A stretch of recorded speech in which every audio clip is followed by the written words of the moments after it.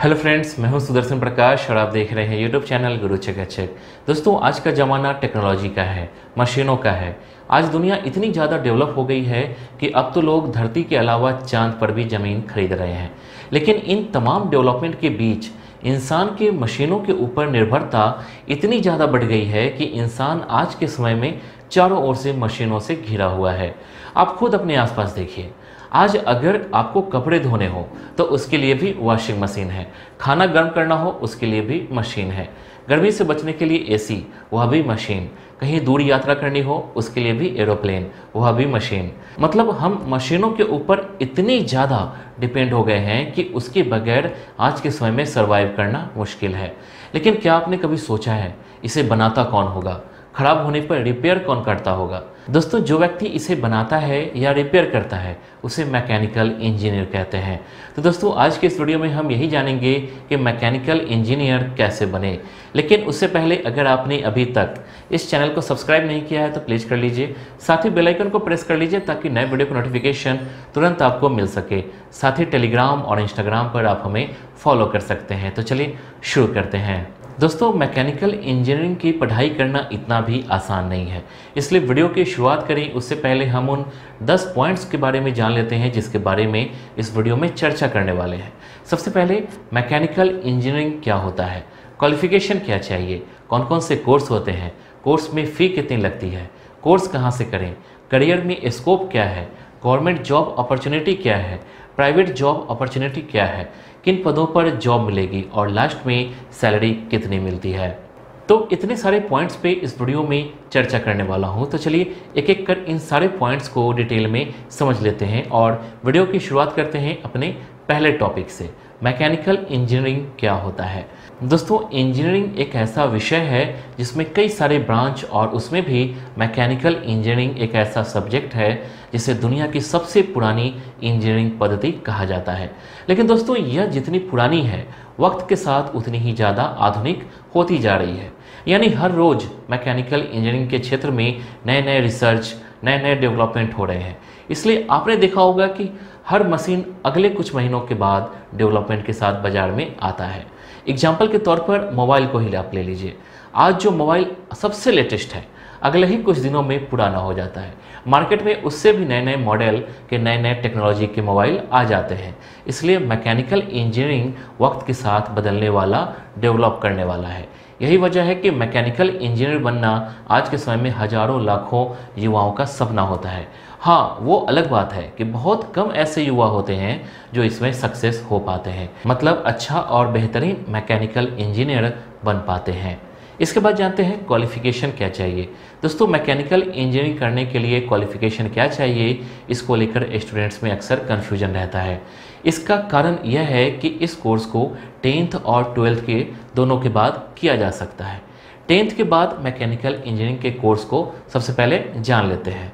दोस्तों, अगर आप 10th के बाद मैकेनिकल इंजीनियर बनना चाहते हैं तो इसके लिए आपको पॉलिटेक्निक या फिर ITI करना होगा। इस कोर्स को किसी भी इंस्टीट्यूट या कॉलेज से कर सकते हैं। ये 3 साल का डिप्लोमा कोर्स होता है, यानी कि आप 10th के बाद पॉलिटेक्निक या ITI के 3 साल का डिप्लोमा कोर्स करने के बाद किसी भी अच्छी कंपनी में जॉब के लिए अप्लाई कर सकते हैं। हालांकि इस कोर्स के बाद जूनियर लेवल के मैकेनिकल इंजीनियर बन पाते हैं। लेकिन अगर आपको एक अच्छे लेवल का मैकेनिकल इंजीनियर बनना है तो उसके लिए 12th के बाद आपको डिग्री का कोर्स करना होगा। लेकिन याद रहे दोस्तों, 10th में आपका सब्जेक्ट मैथ्स होना बहुत ज़रूरी है। अगर आपके सब्जेक्ट्स में मैथ्स नहीं है तो आप इस कोर्स को नहीं कर सकते हैं। अब 12th के बाद मैकेनिकल इंजीनियरिंग के कोर्स को जान लेते हैं। दोस्तों, 12th पास करने के बाद आप मैकेनिकल इंजीनियरिंग में डिग्री का कोर्स कर सकते हैं। लेकिन याद रहे कि 12th में आपका सब्जेक्ट साइंस होना चाहिए, यानी फिजिक्स, केमिस्ट्री और मैथमेटिक्स कंपलसरी है। अगर यह सब्जेक्ट नहीं होंगे तो आप मैकेनिकल इंजीनियरिंग का कोर्स नहीं कर सकते। दोस्तों, मैकेनिकल इंजीनियरिंग का कोर्स करने के लिए आपको एंट्रेंस एग्ज़ाम देना होगा। एंट्रेंस एग्ज़ाम पास करने के बाद आप कॉलेज या फिर इंस्टीट्यूट में एडमिशन ले सकते हैं।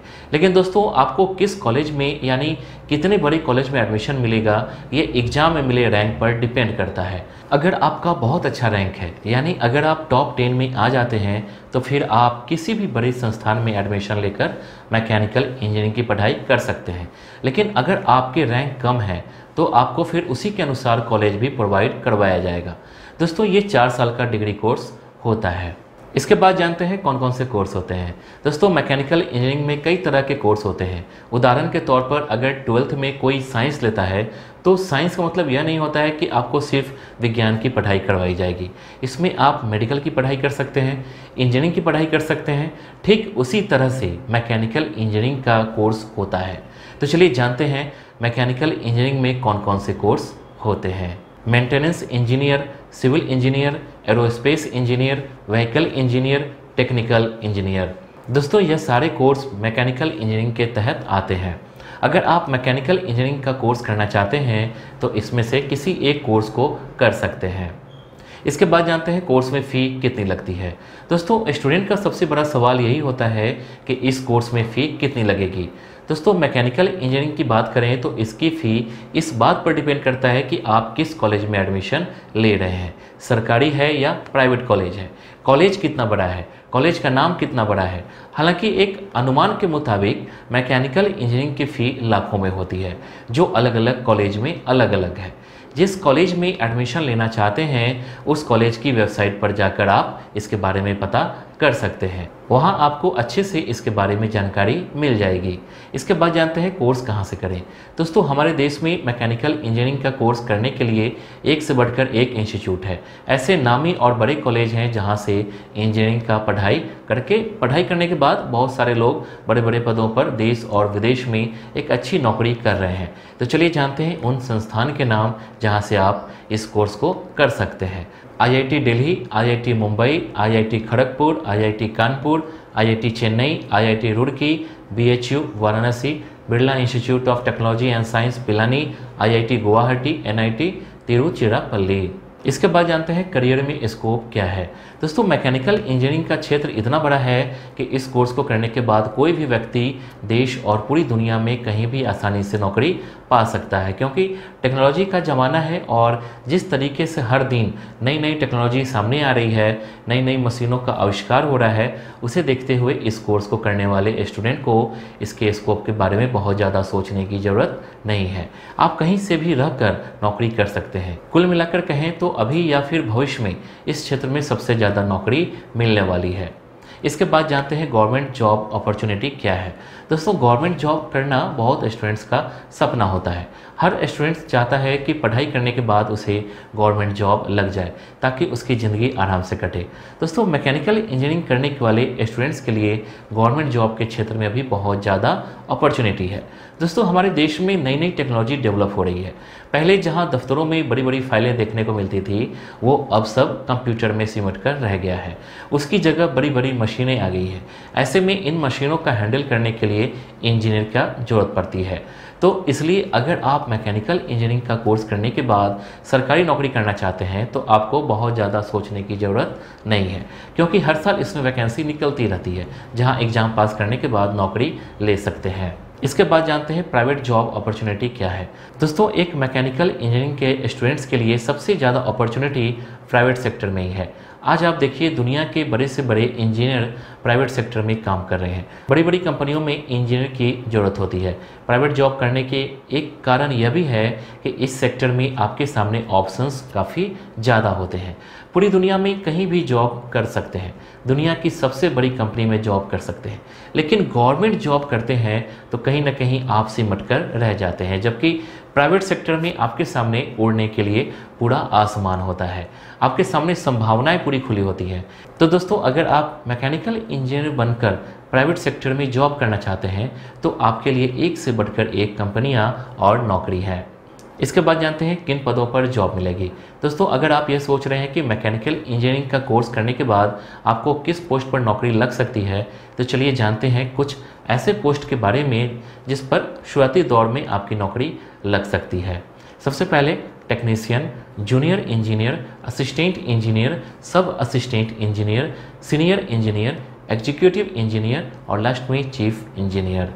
इसके बाद जानते हैं सैलरी कितनी मिलेगी। दोस्तों हर स्टूडेंट का सबसे पहला सवाल यही होता है कि हम जो कोर्स कर रहे हैं उसके बाद नौकरी तो लग जाएगी, लेकिन उस नौकरी में सैलरी कितनी मिलेगी। क्योंकि आखिरकार हर कोई अपनी ज़रूरतों को पूरी करने के लिए ही नौकरी करता है, इसलिए हर किसी की इच्छा होती है कि उसे एक अच्छी सैलरी मिले। इसमें आपको एक अच्छी और ठीक ठाक सैलरी मिलती है। जैसे जैसे आपका अनुभव बढ़ता है वैसे वैसे आपका पोस्ट बढ़ता जाता है, उसी तरह से आपकी सैलरी भी इंक्रीज होती जाती है।